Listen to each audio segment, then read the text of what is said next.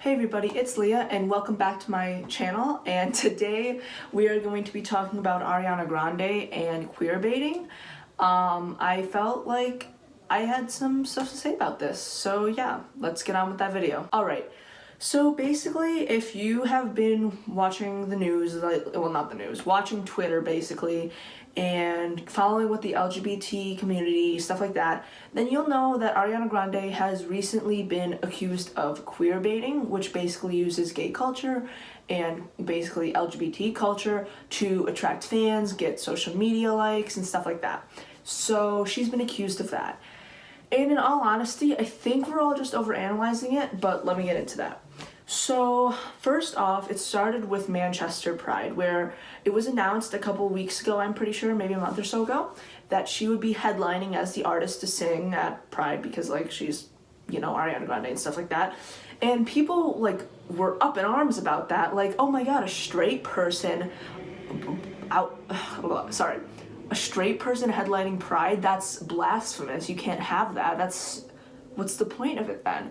And in all honesty, I was with that group. I was like a little concerned, like should they have maybe some more queer artists playing and singing and voicing their opinions? And then I began to realize that, you know what, maybe Ariana Grande isn't straight and she just doesn't want to share it, or maybe she is, but she still has an appreciation for the community because there's a ton of people in the community that support her and love her music and her as a person, or maybe either or. And I don't think that her headlining Pride, after I kind of analyzed it, I don't think that her headlining Pride would have been the worst thing. There could have been like worse people to headline Pride. Obviously, I would have appreciated if it was someone more like a part of the community, but still, at least it's someone who has respect for the community. That's where I stand on that. And then recently, in new songs that she's brought up, like Break Up With Your Girlfriend, and also the new song called Monopoly that she released with Victoria Monet, she kind of did use a bit of queerbaiting, I'll have to admit. In Break Up With Your Girlfriend, at the end scene of the music video, like the very last second, she's seen in a pool or a hot tub or something, or maybe just sitting, I can't really recall, not making out, but about to kiss a girl, like another girl. And I get the song title was kind of just like, hey, look, let's have an affair or something, like let's hook up because I want you back and you're with someone, but like I don't care about her. Basically, that was the message that I got from the song. You can come at me if that's not what you thought it was, but I don't really want to analyze the song. We're here to talk about queerbaiting. So yeah, I really like that ending scene of the music video. I watched that and I wasn't really surprised. Like, at the end, I kind of questioned why she would include that. Maybe she had some message that she wanted to put across. A lot of people thought that was her coming out as bisexual or maybe pansexual or just queer in general. But a good majority of her fans and people of the LGBT community saw it as queerbaiting, as trying to attract viewers and stuff by showing her about to kiss some girl, basically, for social media likes and stuff like that. And I can get on board with that mostly. I do believe that, personally, she shouldn't have put that part of the music video so far in, like the very last few seconds that scene is shown. I think she should have incorporated that theme a little more into the music video, and I'm sure the community would have accepted it more, but the fact that she kind of like hid it at the end of the video made it a little suspicious. And I do agree that it was a little bit queerbaity, but I don't think it was to the extent of some people's thoughts, because some people were just saying that like she's the straightest person ever and well, she can't do that because if gay people can't do this, then why can straight people do this, blah blah blah. And there's this whole argument over Twitter and over all social media about why does she get to show off this fantasy of kissing a girl if actual people, part of the community, can't do that in real life without getting like scrutinized and like discriminated against. I think in that aspect that she was a little bit queerbaity, but also I wouldn't take it to the lengths that some people have, saying that she only did it for likes. So yeah, that's my opinion on that part of the scenario. But bringing up the new song that was released just yesterday, I do believe, yes, April 1st, maybe it was March 31st, I really don't remember. She released a song with her best friend, Victoria Monet, and she had one lyric that said, "I like boys and girls." And the whole community, once they heard that, like, not the community, Ariana Grande's like fans and stuff, they were like up in arms. They were like so confused about what that meant. Like, oh my god, is she bi? Is she pan? What is she? What? This is like ruining my world. I'm like shook.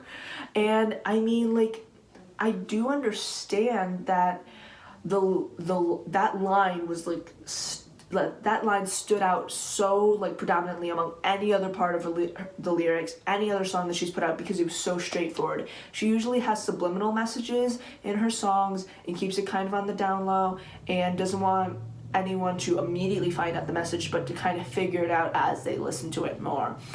But I do believe this was super straightforward for her, and it was kind of out of the ordinary, and I do understand where people are coming from when they start to question her sexuality, especially when Victoria Monet just last year came out as bi, and her, some of her fans, Ariana Grande's fans, are backing up the fact that she wanted to respect her friend's choice and not kind of like, what's the word, like,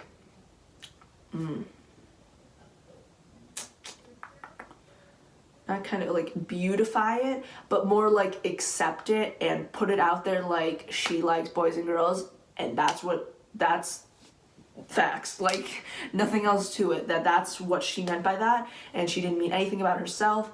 But at the same time, she was singing that lyric, especially when it was a duetted song. Duetted is not a word, I don't actually know. Ooh. But it was a little strange that she was actually singing that lyric. But I do understand where people are coming from when they think that she was talking about Victoria or maybe talking about herself. So yeah, I do think that that line was actually more of respecting Victoria's choice and the community in and of itself. But I do understand where people come from if they think that she is identifying herself as bi or coming out of the closet per se. And in her response to this, not her response directly, I should stop saying that. In her community's response, a lot of people actually did say that she's all about no labels. Don't label yourself if you don't feel comfortable doing it. You don't have to. Society doesn't have to pressure you into that. You can be whoever you want, love whoever you want. No one can say anything differently. And I love that she has that message, and I love that people are following her for that. But I do believe that she is leading us off like a little off track, because one, with the scene in Break Up With Your Girlfriend, and then two, now this line in Monopoly, I believe that maybe it could be just a slight, very slight coming out. Like maybe she's still questioning about it and wants to send subliminal messages, see what her fan base would say if that's how she felt. Obviously, I don't think she would hide it if she felt that way, just because her fans were gonna be like enraged. But I think she's trying to like test the waters with how they feel about the community, kind of open them up to the idea of her headlining Pride, and get them to accept her as more of like a queer figure, even if she's still questioning herself and her like label per se. So yeah, I think that's it. I don't believe that Ariana Grande is queerbaiting. Like, that's a little bit of a stretch. I know that it seems like, especially putting that shot at the end of the music video, and also like using the line in her new song, but I don't believe that it's queerbaiting. I think she might just be trying to get her community to accept the LGBT community a little bit more than they already do, and to stop putting labels on everything, like, oh my god, she's gay, oh, she's straight, she's bi, stuff like that. I don't think that's definitely not her motto. That's definitely not her motive. I was gonna say motto and motive, but I mixed them.